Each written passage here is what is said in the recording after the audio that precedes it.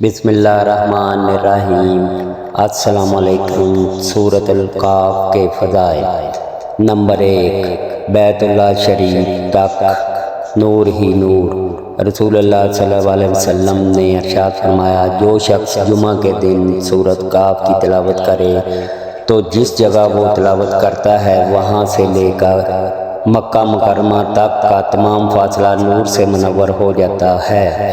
Number 2، ایک جمعہ سے دوسرے جمعہ تک نور۔ نبی اکرم صلی اللہ علیہ وسلم نے ارشاد فرمایا، جو شخص جمعہ کے دن سورۃ قاف پڑھتا ہے تو اس کے لیے دوسرے جمعہ تک نور جگمگاتا رہتا ہے۔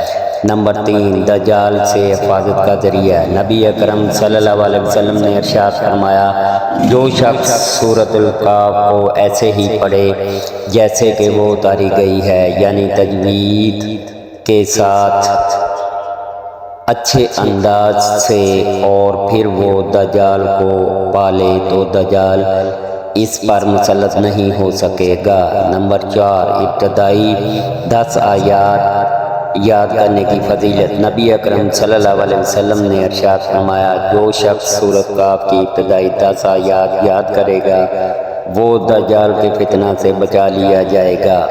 نمبر 5، آخری 10 آیات کی فضیلت۔ نبی اکرم صلی اللہ علیہ وسلم نے ارشاد فرمایا، جس شخص نے سورۃ قاف کی آخری 10 آیات یاد کی اور پھر دجال نکل آیا تو دجال اس پر غلبہ نہیں پا سکے گا۔